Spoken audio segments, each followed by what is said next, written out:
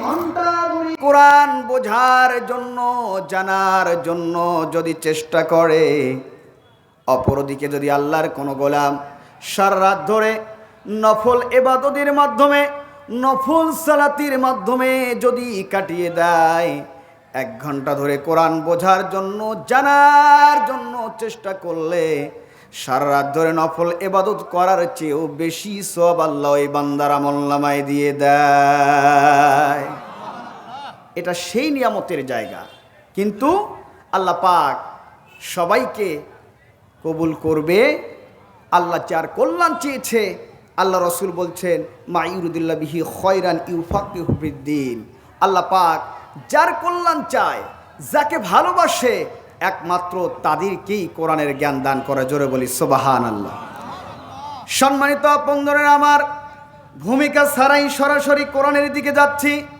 আল্লাহ পাক সুন্দর করে আমাদেরকে জানিয়ে দিলেন ওয়াতাসিমু বিহাবলিল্লাহি জামিআন ওয়া লা তাফাররাকু। বলি আল্লাহু আকবার। আল্লাহ পাক রব্বুল আলামিন বললেন, বান্দারে ওয়াতাসিমু বিহাবলিল্লাহ, আমার এই কোরআনকে তোমরা শক্ত করে এই কোরআনকে ধারণ করবে, এই কোরআনকে ধরবে। তবে এই কোরআন তোমরা একাই ধরবে না। আল্লাহ পাক রব্বুল আলামিন বললেন জামিআও, তোমরা সকলে ঐক্যবদ্ধভাবে আমার এই কোরআনকে তোমরা ধরবে। জোরে বলি সুবহানাল্লাহ। সম্মানিত বন্ধুরা আমার, আল্লাহ পাক রব্বুল আলামিন বললেন জামিআও, অর্ডার করলেন, আদেশ করলেন, বান্দা তোমরা ঐক্যবদ্ধ হয়ে যাবে। একান্ত বন্ধুরা আমার, বলেন তো, যদি আল্লাহ পাক রব্বুল আলামিন যা আমাদের জন্য আদেশ করেন সেটা পালন করা আমাদের জন্য সুন্নত না নফল? মাশাআল্লাহ।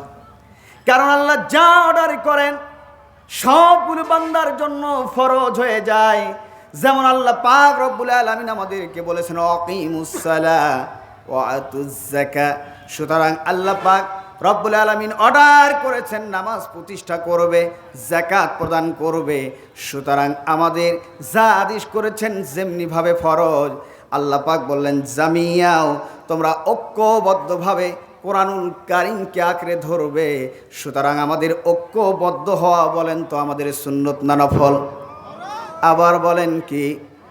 সম্মানিত বন্ধুরা আমার, যদি আমরা ঐক্যবদ্ধ হয়ে যাই আর এই কোরআনকে যদি আমরা দল মত নির্বিশেষে সবাই মিলে যদি এই কোরআনকে যদি আমরা আঁকড়ে ধরি, আর এই কোরআন চলে যাবে পার্লামেন্টে, শুধু মসজিদ আর মাদ্রাসার ভিতরে 4 কোণের ভিতরে এই কোরআন আর থাকবে না, কোরআন পার্লামেন্টে চলে যাবে। কথা বলেন ঠিক কিনা?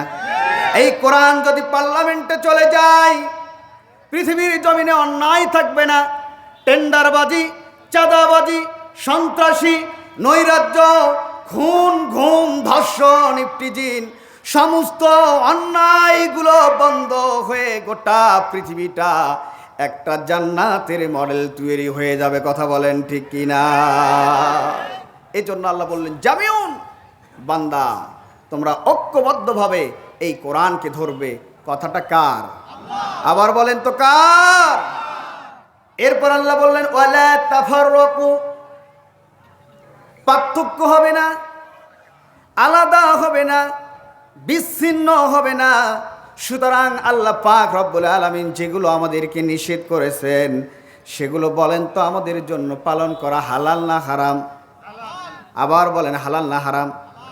হারাম। যা আল্লাহ নিষেধ করেছেন তা আমাদের জন্য হারাম। যেমন আল্লাহ পাক বলেন ইয়া আইয়ুহাল্লাযীনা আমানু ইন্নামাল খামরু ওয়াল মাইসিরু ওয়াল আনসাবু ওয়াল আজলামু রিজসুন আমালিশ শাইতান। আমার রব বললেন, হে ইমানদারগণ, তোমাদের জন্য আমি রব্বুল আলামিন নিষিদ্ধ করে দিলাম, হারাম করে দিয়ে দিলাম তোমাদের জন্য মদ, জুয়া, প্রতিমা। বলেন তো এগুলো হালাল না হারাম? আবার বলেন হালাল না হারাম? বলেন তো সুদ খাওয়া কি, মদ খাওয়া কি, জুয়া খেলা কি, শুকরের গোস্ত খাওয়া কি? সুতরাং যা আল্লাহ নিষিদ্ধ করে দিয়েছেন তা আমাদের তোমাদের জন্য আল্লাহ পাক রব্বুল আলামিন হারাম করে দিয়েছেন। আল্লাহ পাক বলেন ওয়ালা তাফাররাকু, আল্লাহ বললেন পার্থক্য হবে